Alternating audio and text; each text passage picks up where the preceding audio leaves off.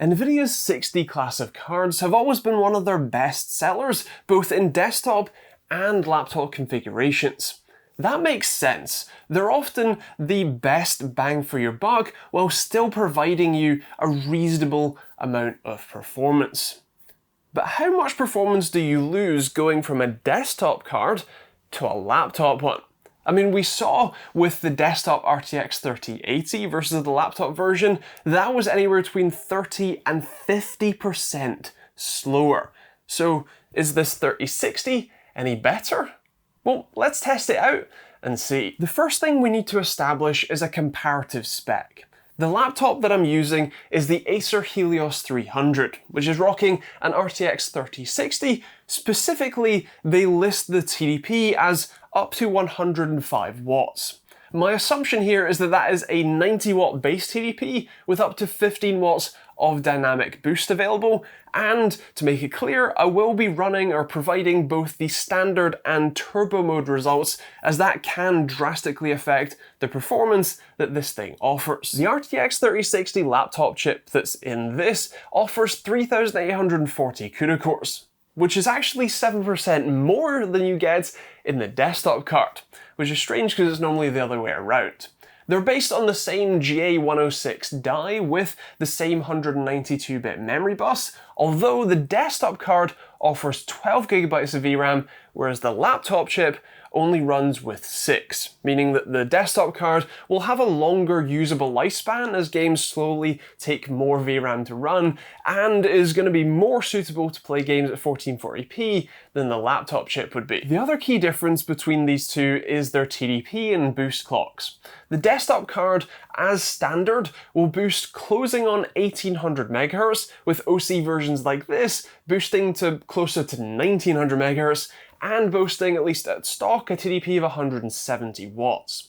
Compared to the laptop chip, that maximum standard boost is only 1425 MHz, and like I said, this model is marked as up to 105 watt TDP, and again, I think it's 90 watt standard with 15 of dynamic boost available. As for the CPU, the Helios model that I have here is running an i7-10750H and 16GB of 3200 MHz dual channel memory. The closest desktop chip that I have to this is the i5-10400F, which actually, if you look at their Cinebench results, both in single and multi-threaded, they're almost identical, so I think this will work perfectly. I am also using 16GB of 3200 MHz dual channel memory for good measure. So let's get on to the results. Starting with Cyberpunk, running at ultra settings, the desktop system smashed past 60 FPS average. It ran 10 FPS faster on average than even the turbo mode result from the laptop chip, and 15 FPS faster than standard. That means that the desktop card is anywhere between 15 and 30% faster, which is actually much closer than I thought it would be. This sort of difference, at these settings anyway, would be pretty noticeable. Going from a 1% low of just over 30 FPS to nearly 50 is a pretty big deal, possibly even more so than the increased average. Watch Dogs is the same story. The desktop card ran just over 10 FPS faster on average than either of the laptop runs, making it between 23 and 26% faster. What's interesting here is that the 1% low figure for the desktop card is the same result as the faster laptop run got for its average. Again, that would be something you would notice in-game, a noticeable improvement and one you would feel while playing. Fortnite offers by far the most stark difference. The desktop card offered double the performance of the stock laptop chip and was 82% faster than the turbo mode result. How even the 1% low result was almost 20 FPS higher than the average for either laptop run. I should make it clear though, Fortnite is one of the games that makes it incredibly difficult to compare truly apples to apples, as what happens in-game while you're running that benchmark can drastically affect the performance. Being inside for a few seconds longer than outside, being in a firefight versus building versus just running through a field, all drastically swing the performance, and so take this specific result more than any other with a touch extra salt. Moving on to Microsoft Flight, that also shows a decent improvement from the desktop card, again right in the 20 to 30% faster range. It ran nearly 36 FPS average, which, well, doesn't sound like much. For Microsoft Flight running at ultra settings, sadly that's actually a pretty good score.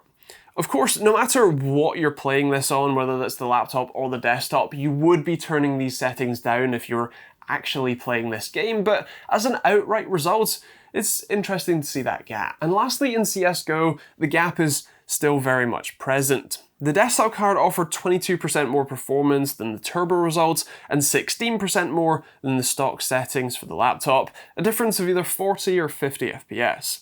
That is less likely to be noticeable, as it's the difference between 220 and 260 FPS, but it does confirm the pattern. So the desktop 3060 is between 20 and 30% faster when in a like-for-like condition.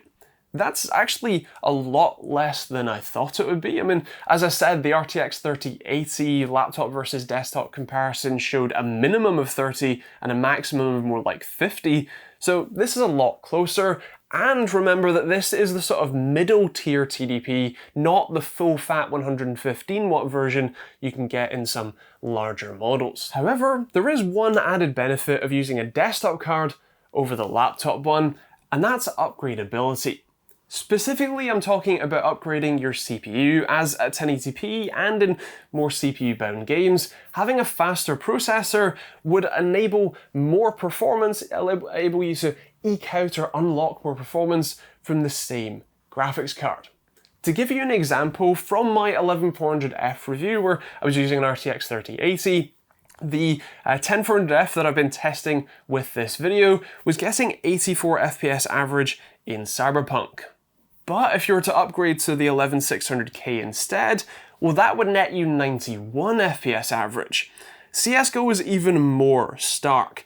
The 10400F averaged 270 FPS, whereas a 5600X, which yes isn't a direct upgrade, but if you're building from scratch would be a viable option for you, that offered 350 FPS.